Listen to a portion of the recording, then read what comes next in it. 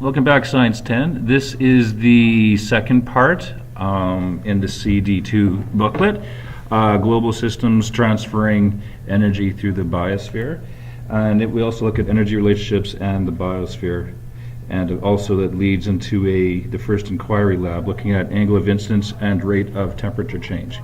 So as an introduction here, global systems transfer energy through the biosphere. So of course, biosphere, the living part of Earth, the part that supports life. Virtually all energy comes from the sun, that is from solar energy. Life as we know it depends upon on this incoming solar energy. A small amount of the incoming solar energy is converted to food through photosynthesis, as we've seen earlier, but most of it is converted to thermal energy. And what's thermal energy? It's the energy possessed by a substance due to kinetic energy. The word kinetic implies moving, so moving energy, molecules vibrating. The more thermal energy, the faster those molecules vibrate, etc. So that's a measure of thermal energy.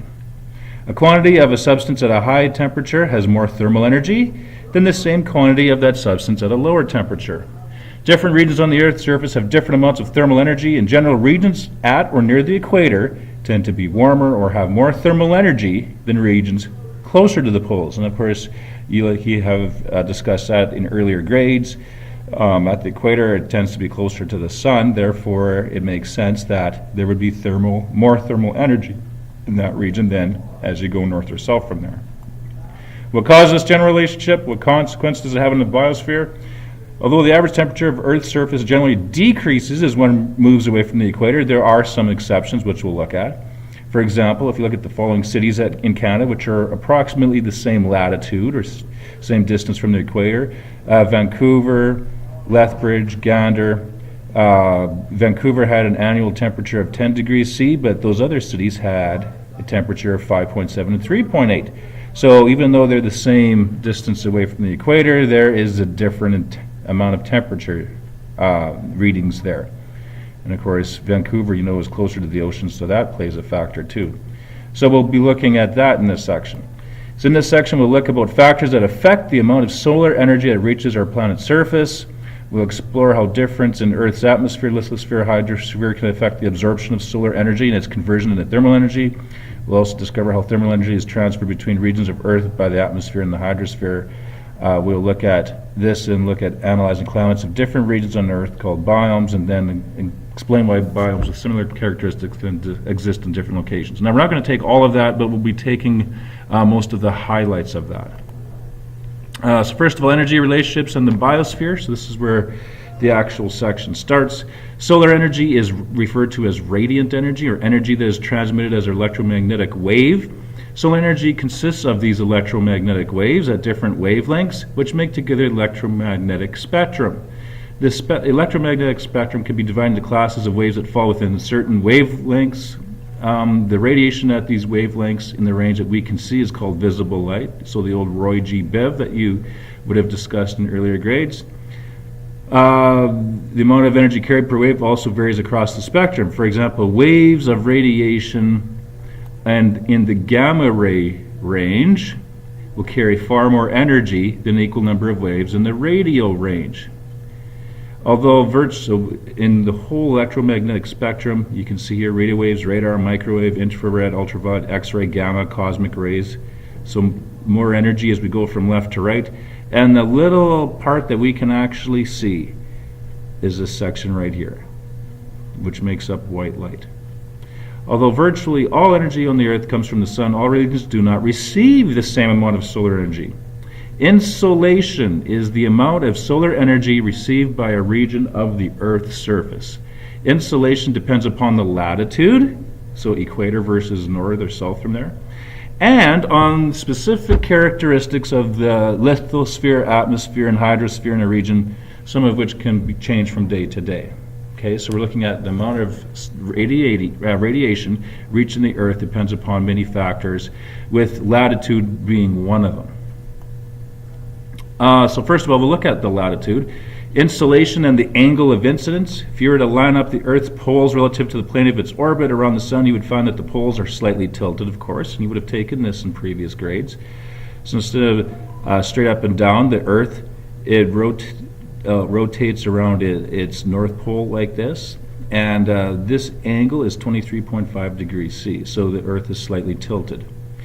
The angle of inclination refers to the degree by which Earth's poles are tilted from the perpendicular of the plane of its orbit. Now what that means, so up and down here, this moves around the sun, of course, but the Earth is spinning at an angle like that. And we'll see in the next page, and of course you're familiar with this hopefully from earlier grades. So you can see the Earth, it remains tilted.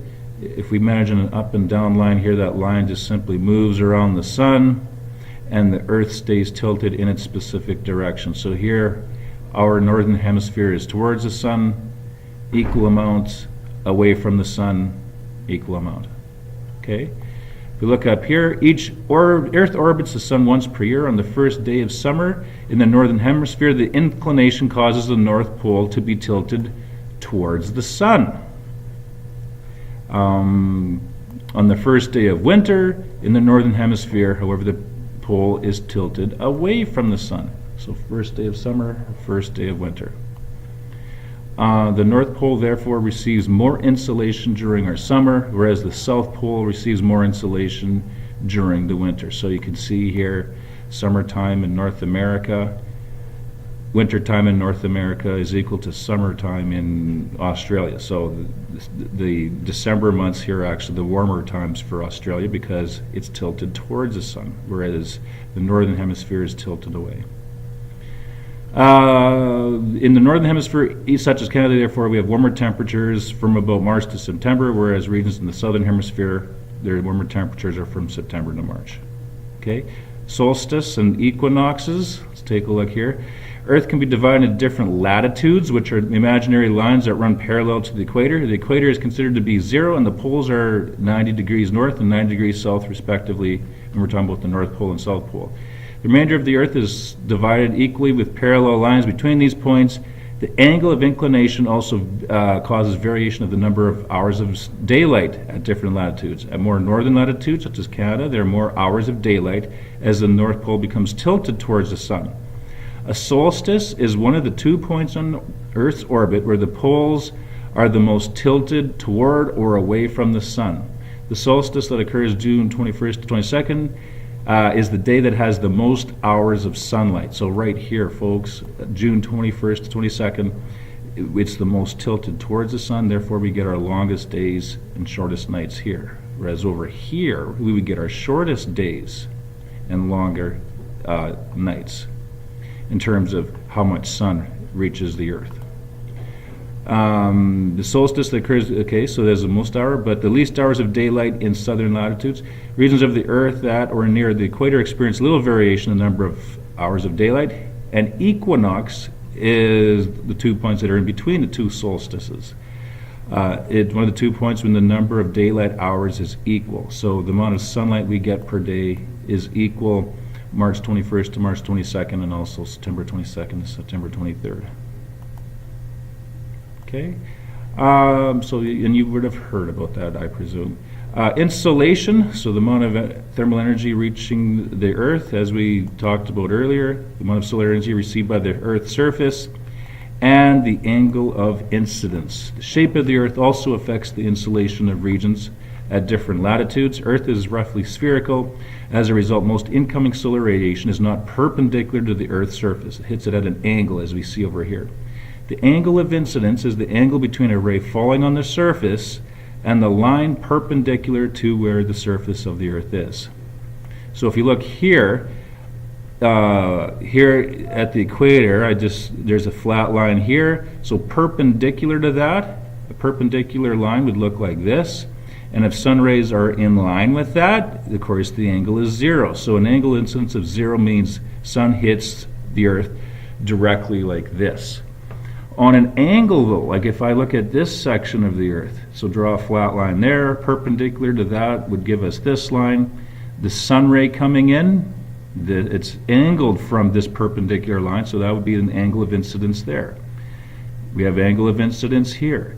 And if I'm looking at the North Pole here, or the northern tip region, flat line here, perpendicular here, sun ray comes in, this of course would be 90 degrees. So 0 degrees at the equator, and the angle of incidence gets larger and larger until it hits 90 over here at the north most point, or at the southmost point. As you move away from the equator, the angle of incidence of the sun rays increases, as I've shown. At larger angles of incidence, the same amount of radiation that is spread out over a greater surface. So if you look over here, this rectangle represents the amount of sun coming in. All the sun hits this region here, okay, where it hits the Earth. At higher latitudes, though, the same amount of solar energy, look at it's spread out. So it's like saying if I had this almost looks like a box of Smarties here. Those Smarties would be shared equally among this area. But over here, the box of Smarties would be shared equally between here, so each individual region would get fewer Smarties, chocolate candies. So we can relate that to sunlight. Each area would get a smaller amount of sunlight compared to here because it's spread out over a larger area. So it's a silly analogy, but hey, it kind of gives you an idea of how that works. And that will bring us to this little inquiry lab, so we'll stop there. In terms of questions that you should be able to answer, you do have a sheet. If you turn further in the booklet, you should be able to find it. And I think you can answer the first, let me see here. I don't have it on the computer here, but I have it in front of me here. I think it's I think around questions 1 to 4 you should be able to answer. Okay, so we'll look at that, and next we'll look at this little lab here involving angle of incidence and rate of temperature change.